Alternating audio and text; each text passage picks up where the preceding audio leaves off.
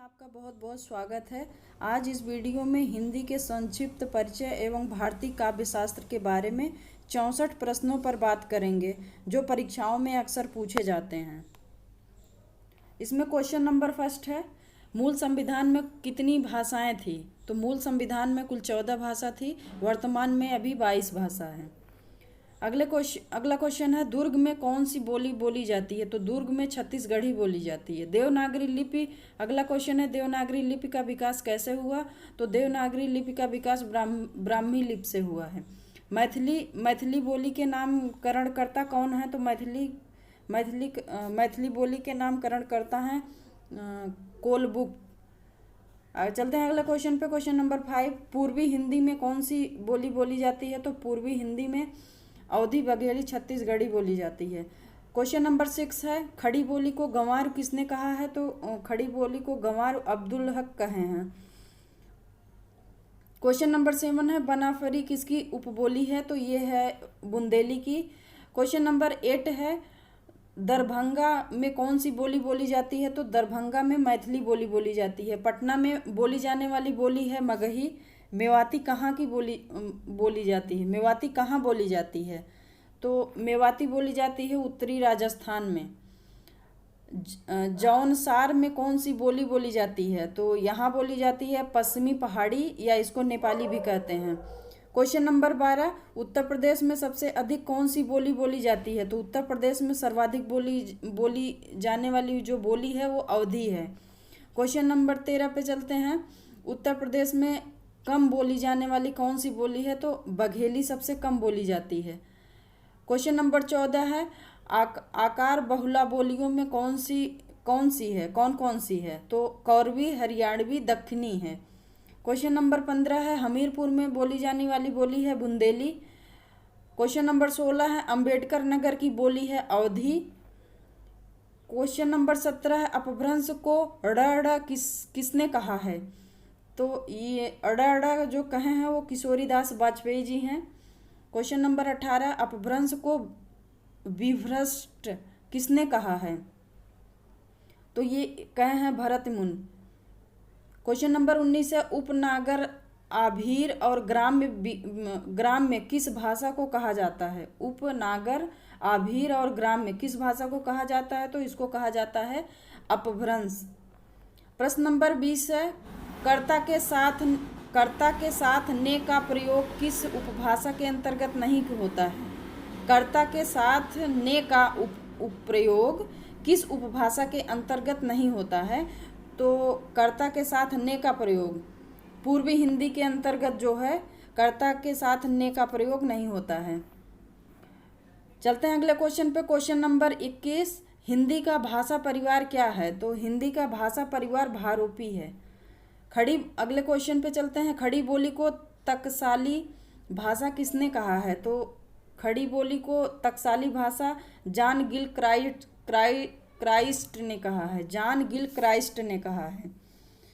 चलते हैं अगले क्वेश्चन पे। क्वेश्चन नंबर 23, खड़ी बोली को कौरवी किसने कहा है? तो कौरवी कहे हैं राहुल सांकृत्यायन जी ने। क्वेश्चन नंबर 24, किसने कहा यदि मैं तानाशाह होता तो विदेशी भाषा में शिक्षा देना बंद कर देता?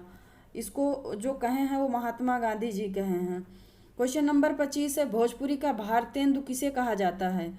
तो भोजपुरी का भारतेंदु कहते हैं भिखारी ठाकुर को। अब आते हैं दूसरे पार्ट पे, भारतीय काव्य शास्त्र से संबंधित जो महत्वपूर्ण क्वेश्चन है उसको देख लेते हैं। क्वेश्चन नंबर इसमें 26 है, रस निरूपण के प्रथम व्याख्याता कौन है?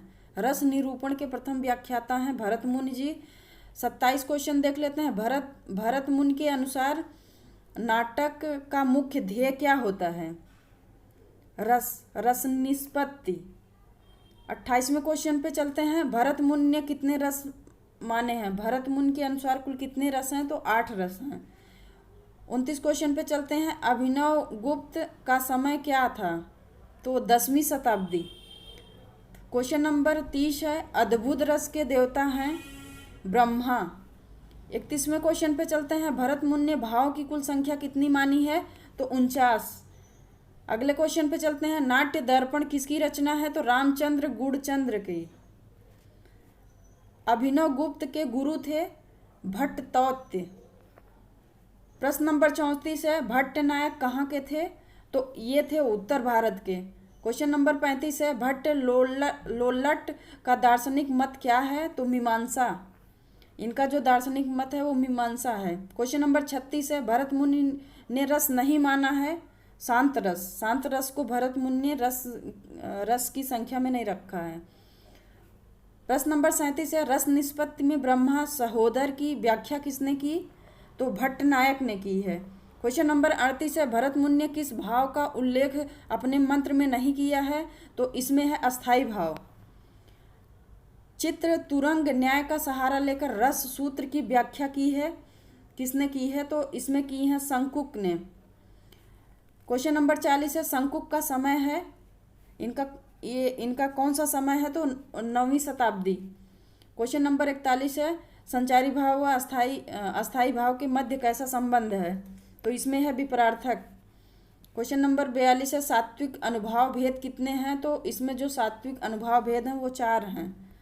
क्वेश्चन नंबर 43 पे चलते हैं, अर्थक्रिया पेतम काव्यम किसका कथन है? तो ये कथन है भरत मुनि का। क्वेश्चन नंबर 44 है, रसमंजरी किसका ग्रंथ है? तो ये है भानुदत्त का। क्वेश्चन नंबर 45, आरोपवाद की धारणा किसकी थी? तो ये लोल्लट की थी।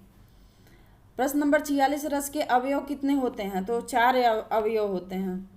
प्रश्न नंबर 47 है, कवनीयम इति काव्यम किसका कथन है? तो ये है अभिनव गुप्त का।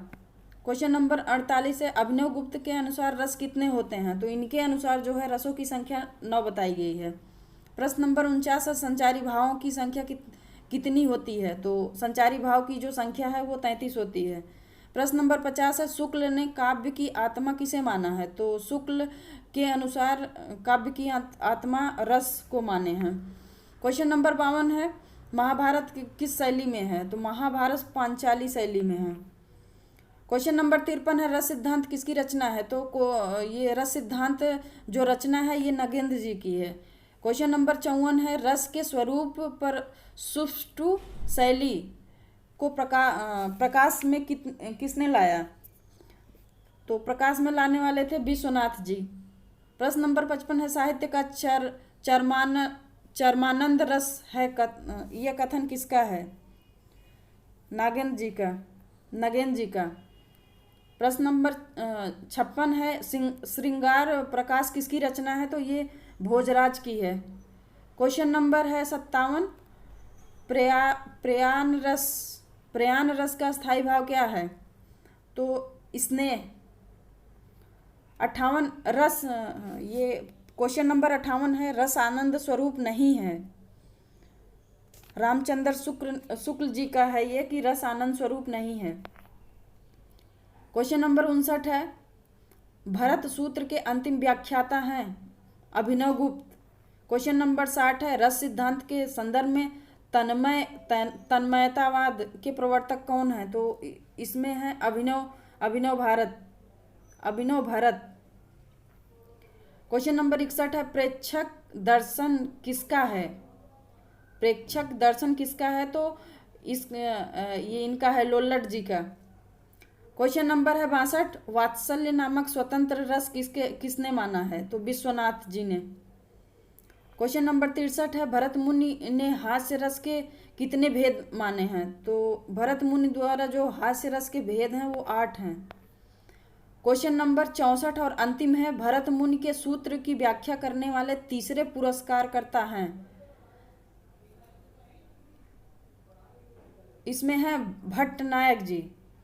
ये रहे 64 प्रश्न। हमें उम्मीद ही नहीं पूरा विश्वास है कि आपको ज़रूर पसंद आया होगा। यदि पसंद आया हो तो चैनल को सब्सक्राइब करें, वीडियो को लाइक और शेयर करना ना भूलें। धन्यवाद।